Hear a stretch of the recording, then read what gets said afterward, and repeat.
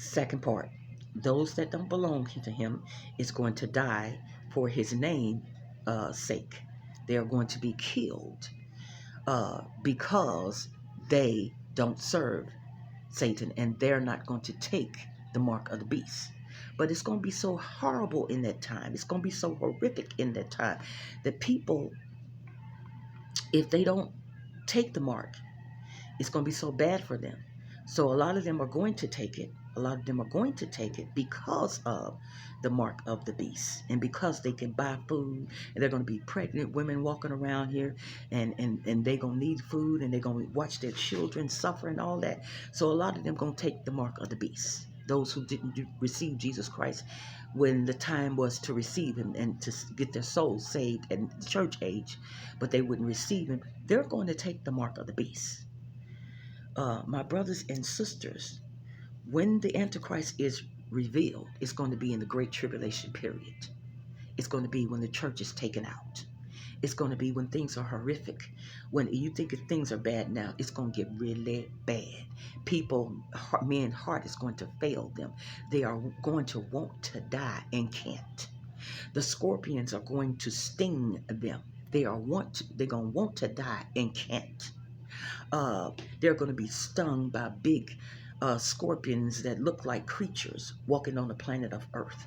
It's going to be so bad that people are going to wish they had went in the church age. They're going to wish that they had came to God. They're going to wish it, but it's going to be too late as far as the church age, because it's going to be a loveless world.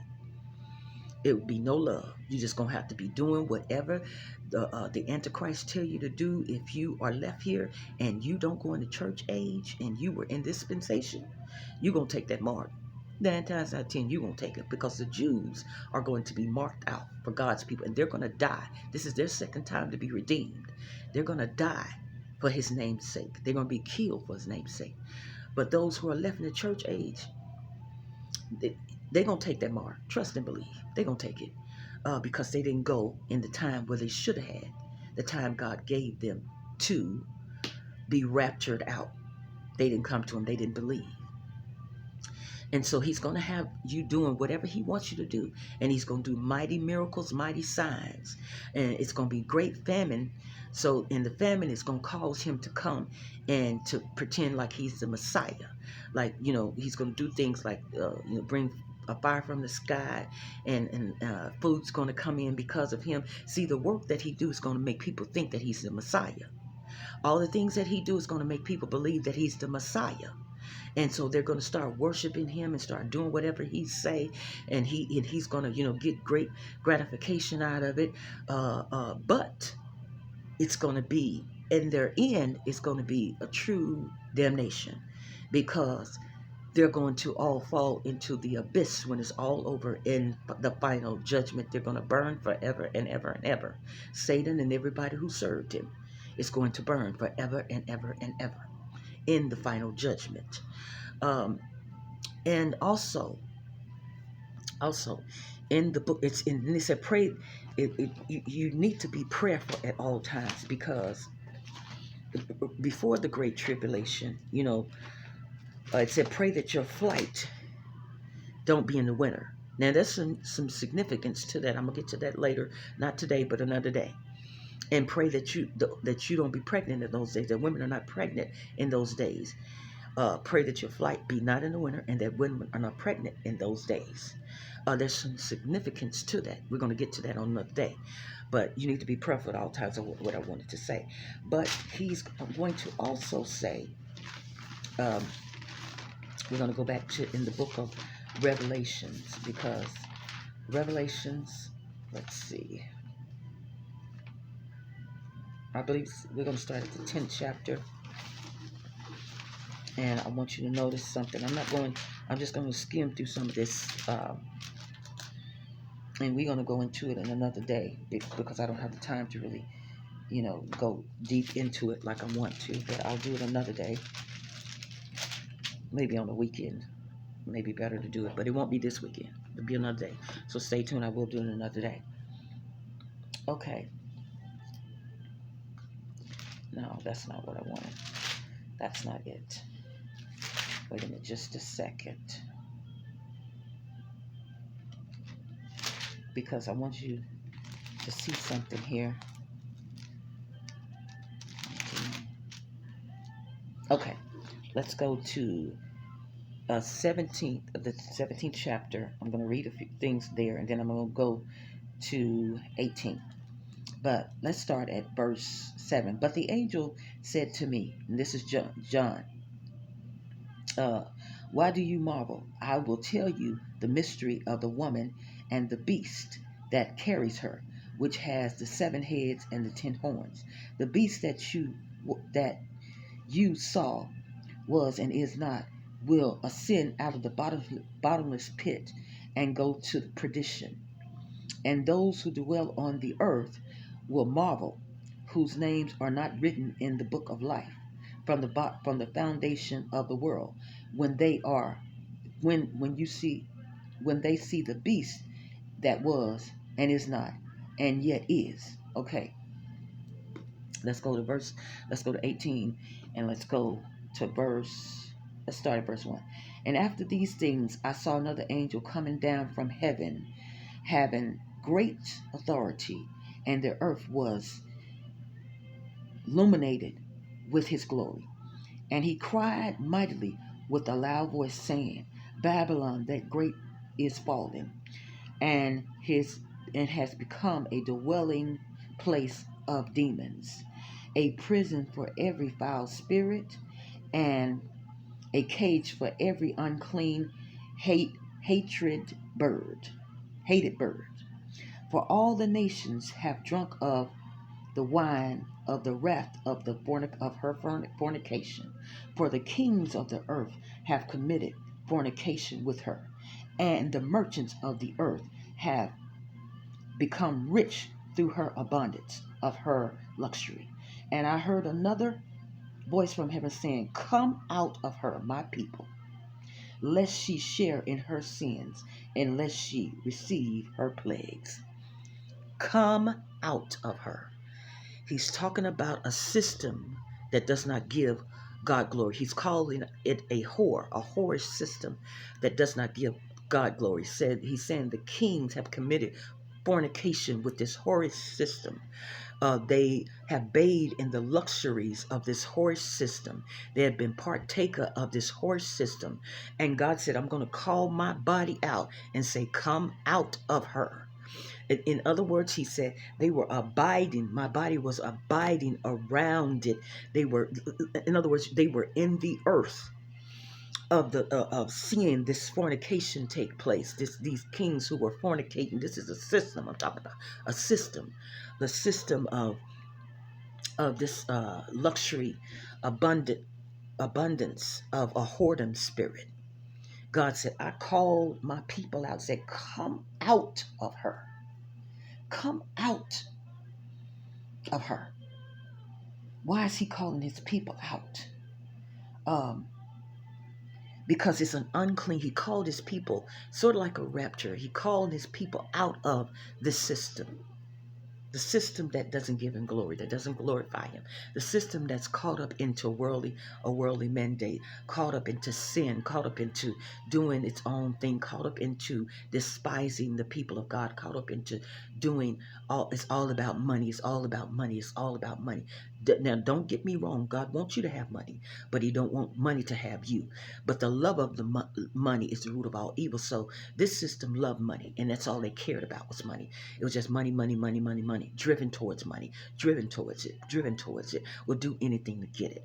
Was lifeless because of money, wouldn't come to Jesus because of money, call money their God. They were servants of money. They served money. They served persecuting God's people. They were servants of doing the wrong thing. They were servants of demonic forces. They were servants of mishandling the whole system. They were servants of handling luxury type system. And God called his people out of it. He said, come out of it. Come out of her. Come out of this whore system that doesn't glorify me. Come out of it. Come out of her. This whoredom spirit, come out of it. And he's snatching his people out. He called them out in the book of Revelations. Come out of her. because he no longer, she doesn't give him glory. And this is the time of the great tribulation. And this is the time of the second coming of Christ, where he calls his people out of that whorish system. So I want you to know, my brothers and sisters, to serve God would be the best thing you could ever do. Anything outside of serving God is lifeless. Anything outside of serving God is going to get you in trouble. Anything outside of serving God is darkness and gloominess. And at the end of her, as she served God, darkness all of her life, this whoredom system, at the end she's going to burn. She's going to burn forever and ever and ever. And it's going to shock those who believe in her. When I say believe in her, I'm talking about the system. I'm not talking about a woman, a person. I'm talking about a system. The system that's going to fall. When the people see that that system has fallen, they're going to be shocked. It's going to be a disbelief. They're going to watch this whole luxury system that they operate in, that they saw, that they worshipped, that they lived by. The satanic system that they lived by and worshiped and had all the money, all the gold, and all the trappings thereof. They're going to watch her burn. And they're going to be in shock because it is their system. It is their God. And they can't believe that their God is burning forever and ever. They can't believe that the system is going to be turned over into a system of eternal damnation because they had everything here on earth. They had the luxury of earth. That's why you have to build heavenly treasures. That doesn't mean that God is not going to bless you financially. He's going to do that if you stay steadfast and unmovable in him. That doesn't mean he's not going to bless you financially. It simply means the money had them. That system, that people will do anything for money, money got them. That's not for God's people. God's people understand that he blesses them with money, but he blesses them to be productive, to produce in the kingdom mandate, to produce in their life, to produce in their families, not to be a part of something that's called sin and to continue in it. This is what the system does. But this is what God is calling his people out of. He said, come out of her. Come out of that demonic system. That's a den of demons. The Bible says it's a den of demons. Come out of her. And so this is at the great tribulation time where God is calling his people out at the second coming of Christ. So I wanted to say that. And I didn't get really into it like I wanted to, but I will another day. Believe you me. Lord willing, I will get more in depth. Because I don't have the time to do it like I want to. But I want you to understand, to be obsessed with God, and go back to this, and we're going to kind of get into this. It's the greatest thing you could ever do. To be driven towards God, to seek his face, to seek him daily, to seek his presence. And let me tell you something. Let me respond to something that I heard. Even if you don't believe that God is present, he's still present. That's not going to stop God's presence because you don't believe in him. His presence is going to dwell whether you believe him or not. That's not going to stop God from being present. It's not going to stop God from being real. It's not going to stop God from being there. He's going to be there whether you believe him or not. You ain't got to believe him, and he's still going to be present. He's going to be present if you don't believe him. That's not going to stop his presence. His presence going to remain whether you believe him or not. Which, when I say his presence, which means he's everywhere. And even if you can't find him, that's not stopping the presence of God. He's everywhere. Whether you find him or not, his presence will remain. But to be driven towards God is the greatest thing you could ever do. To stay in the face of God, to operate in the things of God, to seek his first, be obsessed. I'm obsessed with Jesus, and I really am. And the obsession is so great that I wake up with him on my mind. I go to bed with him on my mind. I sleep with him on my mind. I go through my day with him on my mind. I pray through the day with him on my mind. I am obsessed with Jesus. That's the greatest obsession, the greatest high you will ever have, is to be obsessed with God. The worst obsession to have is to be demonically obsessed, to be obsessed with people, to be iconoclastic obsessed, to think more highly of yourself than you ought to. To be obsessed with somebody to the point where you become a busybody, where you all in their business digging up dirt. You know, the same dirt you dig up is the same dirt you're going to fall in. It's the same ditch you're going to fall in. When you're obsessed with somebody's life, you're so obsessed with them that you'll do anything to find anything or dig up dirt on them. The same dirt's going to come back on you. You digging up dirt, trying to find dirt, and they relaxed while you trying to find dirt. Because they know the ditch that you dig is the one you're going to fall in. See, when the true child of God has a peace to God, no matter what you do, no matter how much, what you do, what you dig up, digging up old stuff a long time ago, you can dig it up all you want to. And they ain't moved by it because they have the peace of God and they trust Him. And so that's why you dig in ditches that you're going to fall in yourself, and you try to pretend like somebody else did it, but it was you. And you know it was you. And I know who you are too. And so the ditch that you dig for me, you will fall in. And I marvel. See, all I got to do is sit back and watch God. See, because I know this battle belongs to the Lord. I don't have to fight. This one belongs to God. He fights for me. And He's been doing that effectively. And He will continue to do it effectively. So just when you think you have me on wraps, God will show you ain't wrapped. You ain't got her wrapped. I got her. She's my child. She's my daughter. So to be obsessed with somebody to the point where you trying to find everything you find on them, then there's some people obsessed with you that they so into you that they can't live without you. That's an obsession. Or they can't have life without you. That's an obsession. I can't live without God. I can live without you. I just can't live without God. Now that's who I'm obsessed with, and it behooves you to get obsessed with the same person, because can't no man or woman do you like Jesus. You obsessed with them, but you obsessed with the wrong person. They can't do you like God. I'm not talking against relationship, and they're all good to have. And one day I hope to get married. I'm not talking against. I'm just saying don't let it have you where you're obsessed with that person. You better be obsessed with God. That's the greatest obsession you can ever have. But to be obsessed with a person to dig up stuff on their life is the wrong obsession, and it's demonic. To be obsessed with a person where you can't live without them is the wrong obsession, and it's demonic too. Because I can live without anybody, but I can't live without God. And that's who I can't live without. That's who I know I can't live without Him. I'm obsessed with my Lord, who is the miracle worker. All right, I'm going to let y'all go on that note. And this is Voices Being Heard. And y'all be blessed today and have a wonderful day today. Be blessed today.